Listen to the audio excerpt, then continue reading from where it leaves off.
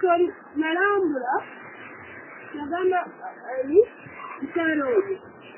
tuli manager wamwe mukazi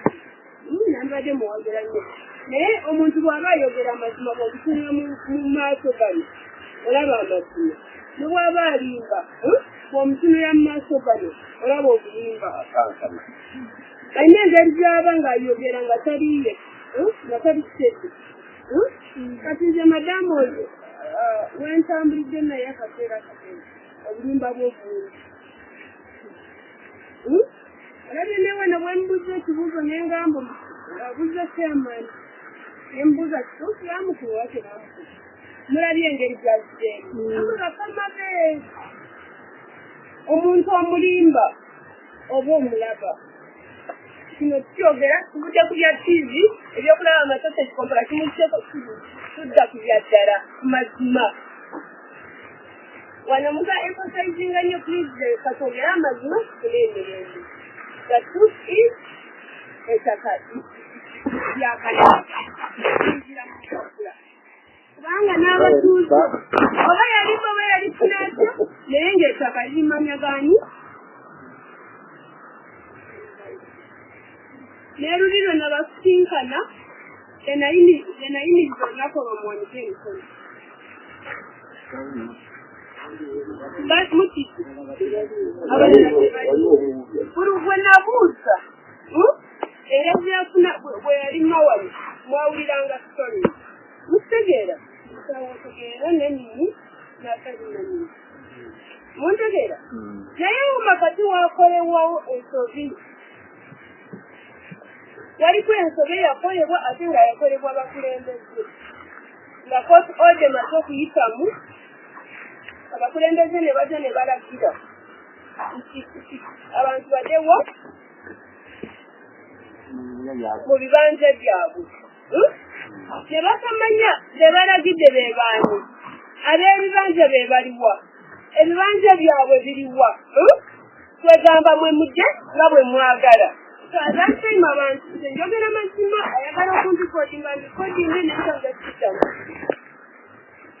abantu ne bakozesa opportunity eyo okwala nimbe abantu ne bakozesa akakitaako ne balima kubanga nayomba nti bwe bampa ekyobwereere nzikukakuzi mukiraba abantu ne balima tufunye testimony eraki wano from Rocky, that's why they got to the background of the family. What is the name of the Katiyan? The very minister of the Nagama trying to money about the fancy the one with them. Trying to money about what they are, they run them in the one with them. This is the minister of the kandi sebino byanjogera kikiriza mutu ate nabo banvumira ku TikTok oba ku social media bagamba minister now directive RDC agenda kuze kukaka n'atatuzaawo ebongerawo ebyabo byebanvuma naye tewali ali waggulu w'amateeka njagala babuuli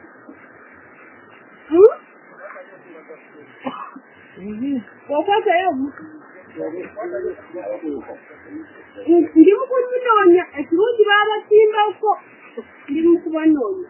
naye eryakozesa eddoboozi lye ngaavuma nikubanoonya kuba twetaaga justice tujja kubeera mu ofisi ezo nga tubakolera kuva ku makya bwe natuuse wano mwampadde otuusi okunywa ani yampadde amafuta gandeeta naye kiruma nnyo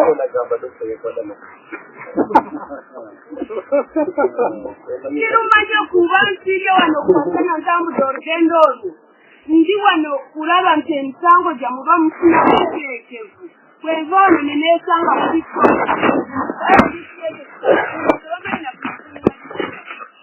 ndi mukubanoonya era abamu nina ebifaananyi byabwe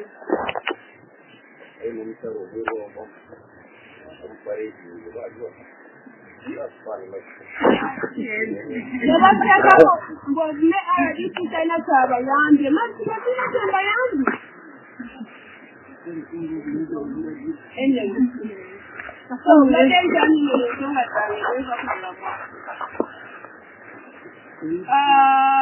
Minisita we yawaddeyo ezo abantu ne bakozesa akasito kuduka kuba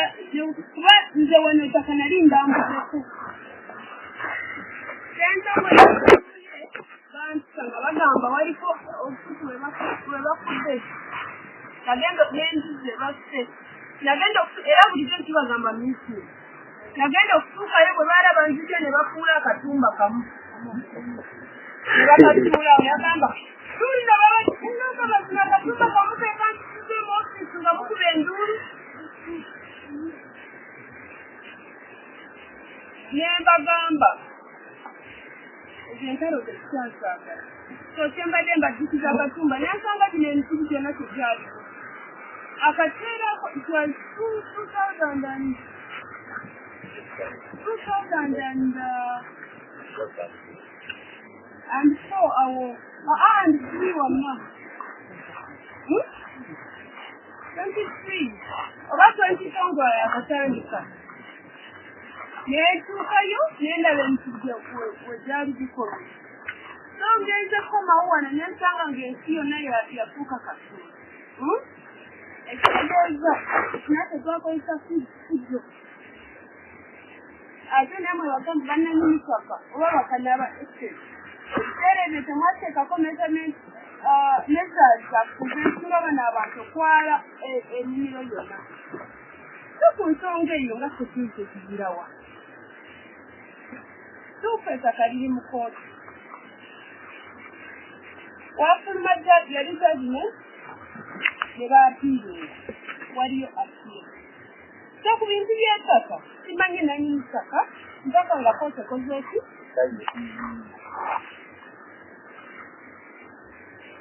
kati ensonga yaffe ya nnimiro kyokutanga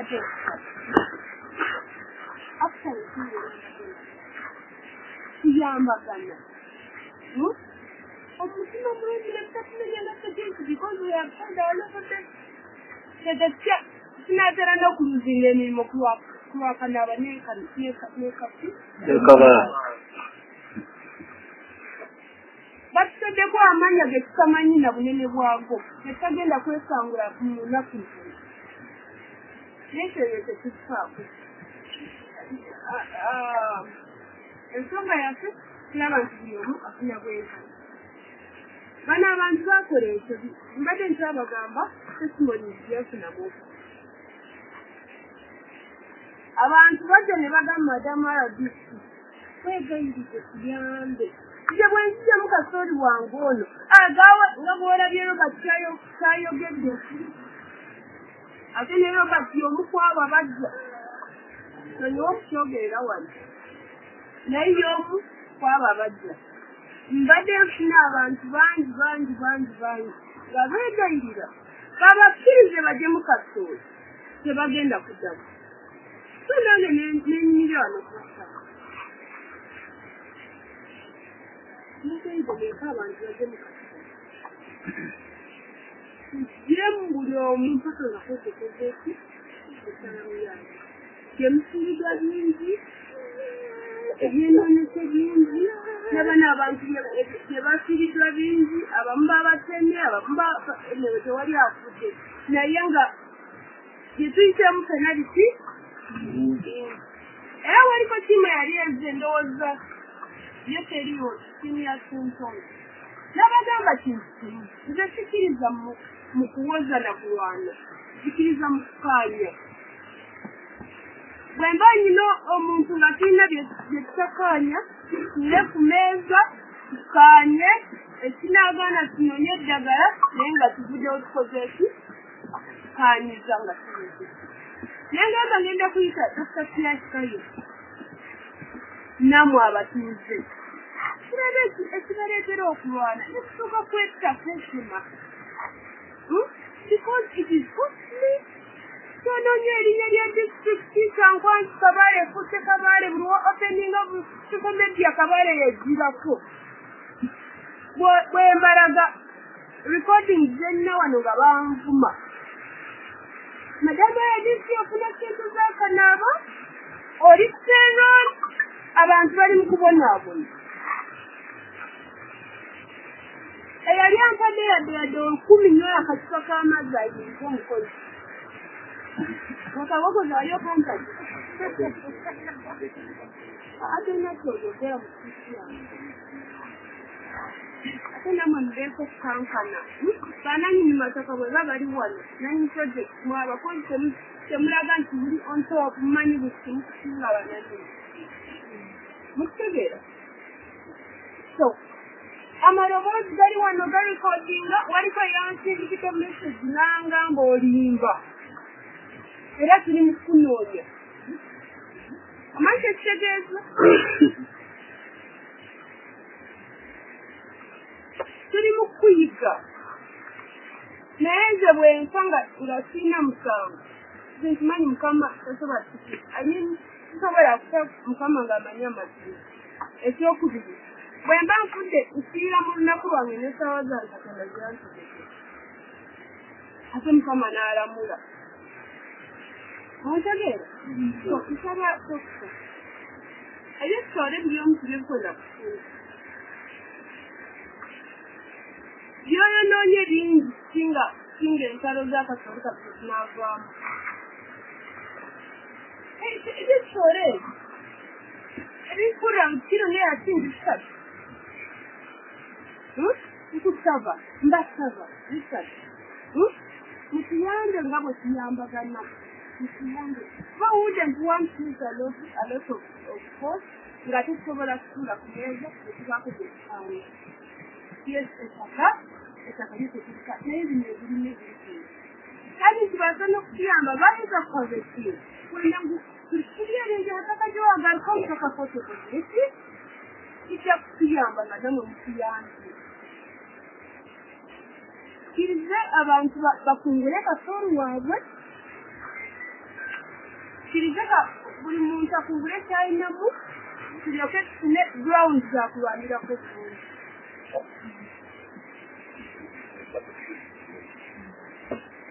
naye awo tujja kuba tutuyambye kuba kati bw'oba tuddukamu aduuyi muno kasooli amwekwekamu kasooli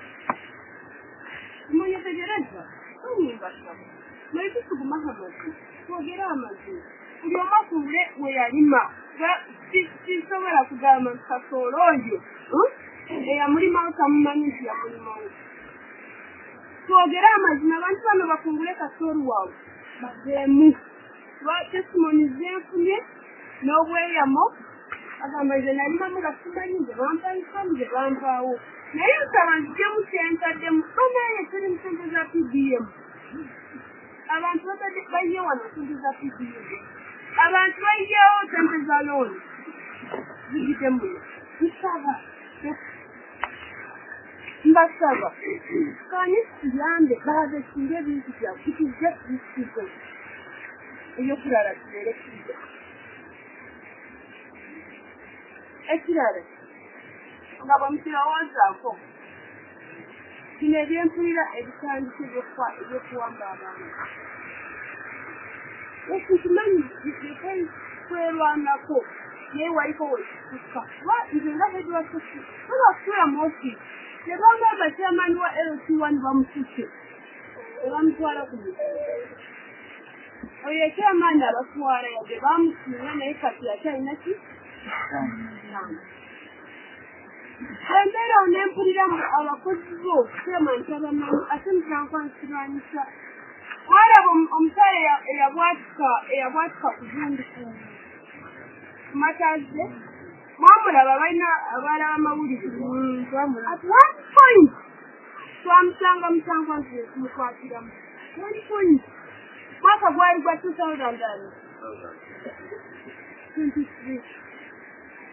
at 1 point twamukwata ate nga naye mulimu wa kasooli tamuweya ng'apangisizaayo mu katuugo ne tumukwata ne famire ne tumutwala we baamutwala neyewozaako n'avaayo wayitako mu myaka 2 oba mwaka 1 n'ekitundu n'abwatuka mu so kino kitegeeza ki bwe tunabeera n'abantu nga tebeeregistalinze wa chairman osiwani namwe mujja kutuleetera ki abantu ba Kabale bwe baba bali mu Kabale nga buli lunaku kaleeta abantu nako kajja kutuleetera ki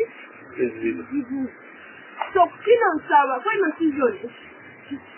komentereze bwe banaahavesinga singa kisoboka bandiisizaamu omuliro ne wabeera mutale atawo ne tumuntalinga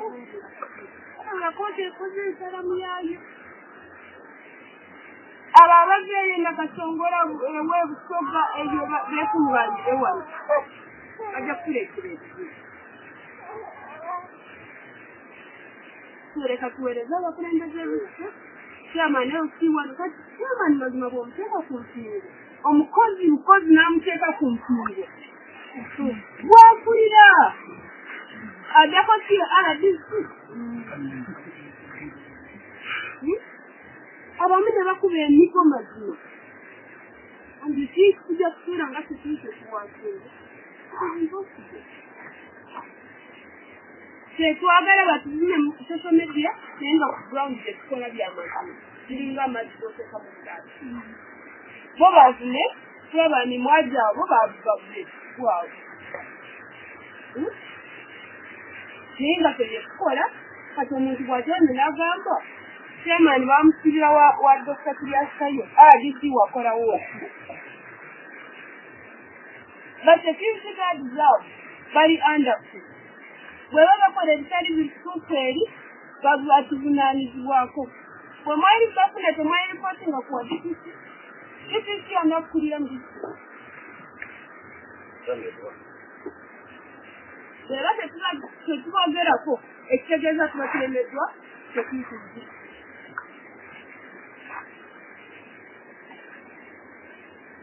buli bwe twafuna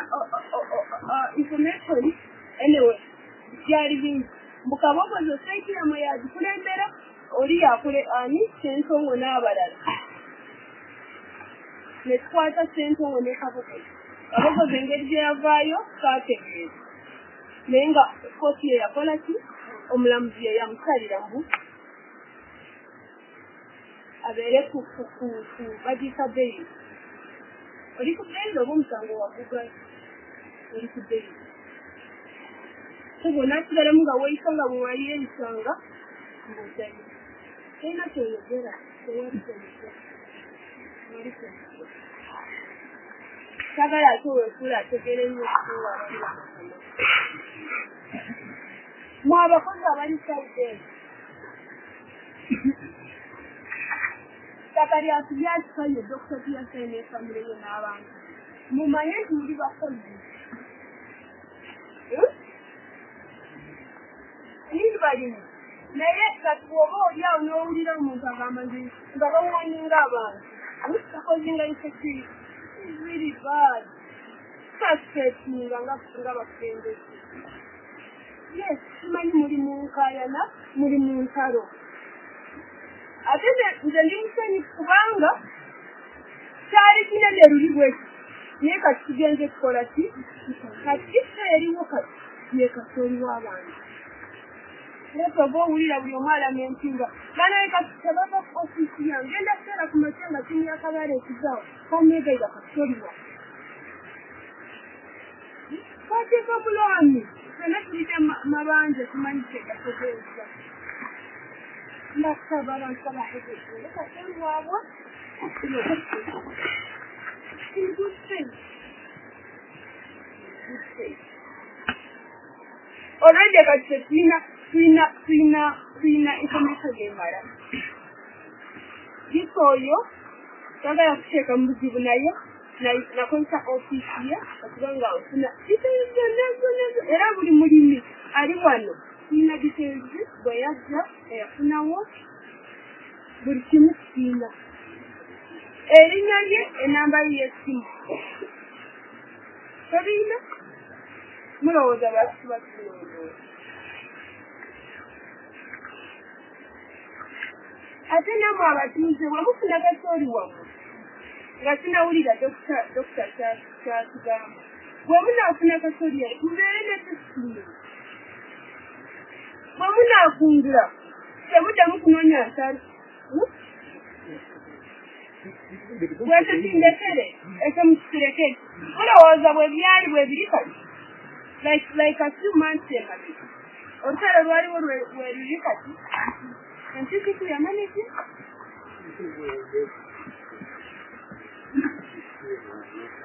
we are going to manage this abakabaali bwe byali bwe biri kati tubasuubirayo entuukatuuka so Dr. Siyasifeyo atubuulire before I conclude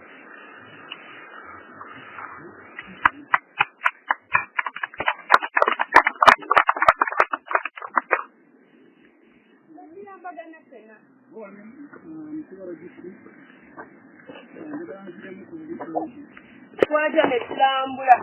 nakono lwali ne twetoloola ettaka lino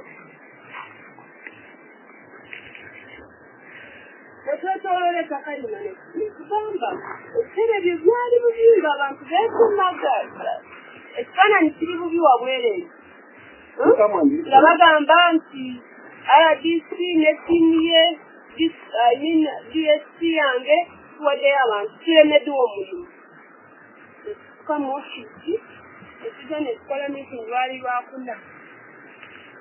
netutenkana abantu abakabaali tebaabali olwokutaano twabasinkana lwakusasaisimu twabasinkana lwakuna olwokutaano nensinkana manaja nekabogoza nesimu yange olunaku era nabo nebajjamu ebyabo nembagamba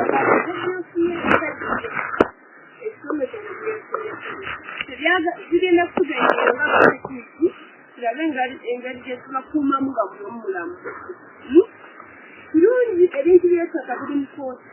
konsaani yaffe nga abasekiti tulaba nti mwenna wemuli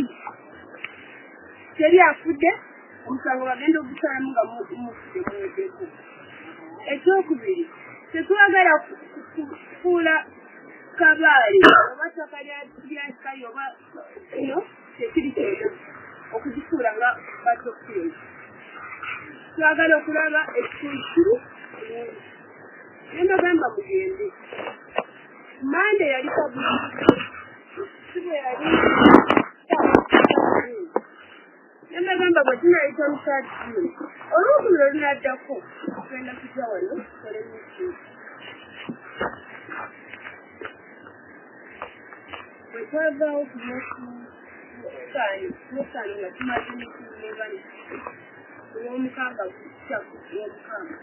abantu atakusaba ebyenkunaasena nekikakatako oba nekituwaliriza okulaba nga bino byenjogera mwena mibuulira nekikakata okujja ku ground okulaba nga tuteekako embeera abantu tebaddamu kweki era nsuubira kuva lwetava wali teri yali omulala eyali aloopya omusango gwa kwetema waliyo gwe baatema nga tuvudde wano nga waliyo gwe baafunika akasaale temulaba nti olwo ekyo twakijjako ekyo omukama n'akiyamba nekitutunkana ekitogala bye twayogera abakwatibwa ne bakwatibwa nekiba nga twagala embeera etambula bulungi kakiseera nti twafunye yakatuuka ate nga engeri gye tubadde tubitambuzamu obulungi katikasoole egenda kuleeta kyetwalwanyisa wano wenetaagira amazima tuufu mu biwandiiko ekyo tugenda tutogera naye kituufu ettaka lirina nannyini naye ebiri ku ttaka ebyakagendako bibyani bitegera bungi omuwange ezima uganda izoku naye mulina okubikakagana okutegerwa nakituki kyayogedde tulowooza agatime temwakozesa abatuuze ne balimamu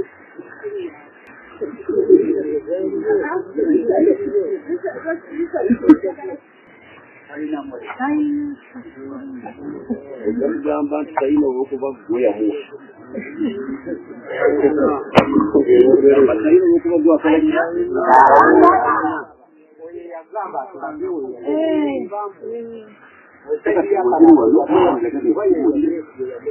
very big company.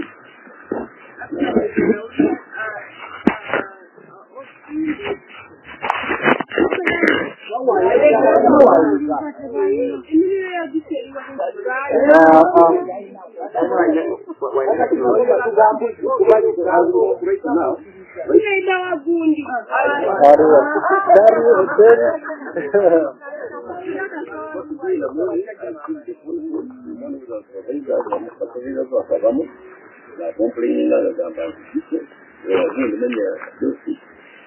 ya punya ya karena kembali ini yang dalam itu namanya makan kuah bisa abona omuntu kita dia nari diwan sekarang dia bisa jawa katonda kiramulanda kimai ye malagura oso kananya mateka kandi n'umukiyaga leo mna wadai kazi ngabutuzya ibitamu kajwa na kawa ile au na ndio kutonda ndio kama kiasi sawa kunya ikiwa ile kinyira kakati yo batambula nange ataba akabala bambali kati batambula nange abene ne bakiraba atibanga najja esinga kazi ninga musajja wa nomu wako toli wanto kufunanga na oh ale wewe bale chama no kama ndio kudinga kwa hiyo mtoto ni msafiri ya nini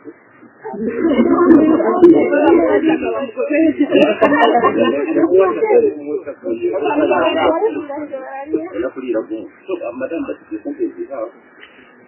iko kachedi batu manage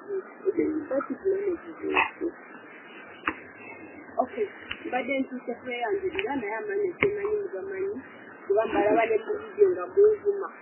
aya kankunda kala na DC leo isiye stress yesikana mmirimu nimsan tsaba rero kinga kutina kwendara embate ndakukana husere kinga kageni kabali Remember kuita sinkana kubona ori kusinkana manusia watu baiza sinkana kachar ekana neka torwale kimero wote wale saliramu kivyembo no tengamba dato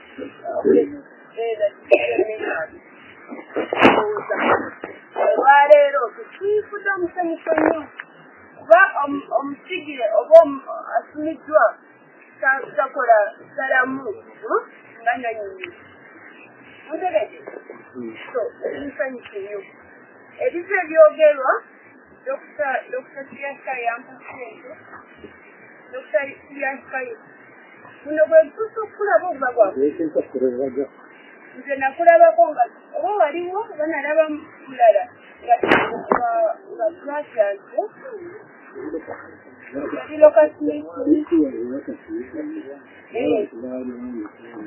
nze najjawo katono nengenda kulaba ekifamu kyomusange owa security nemala nenkola ki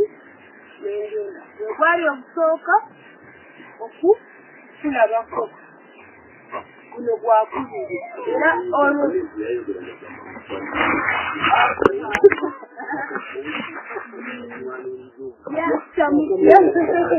so oyo gwe mugamba munalya sente ze tulabaganye leero kwogereziganya kati teyabiisawa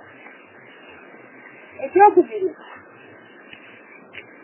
enamba gyenina oba eri wrong number Bwenjikuba ekwatibwa muntu mulala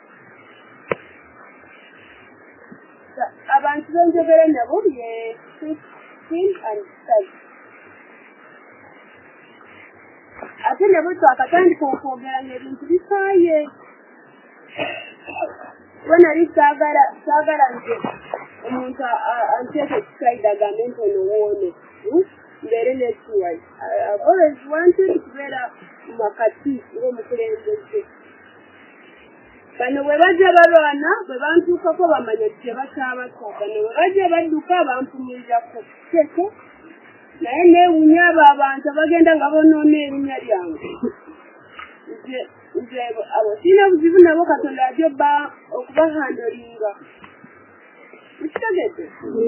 komyewo ku nsonga okutatulyasayi nga bwe wayogedde nti wadde kiyambo oba kisenge kyewafuna bweka ekiri wano kulwenkyekaka nolwankubadde amazima nago tuba tugeetaaga manya ebintu ebyatambula kubate ma offices gaffe bakulu baffe batubuuza lino ettaka lyani history kiba kirungi okubifuna wotaali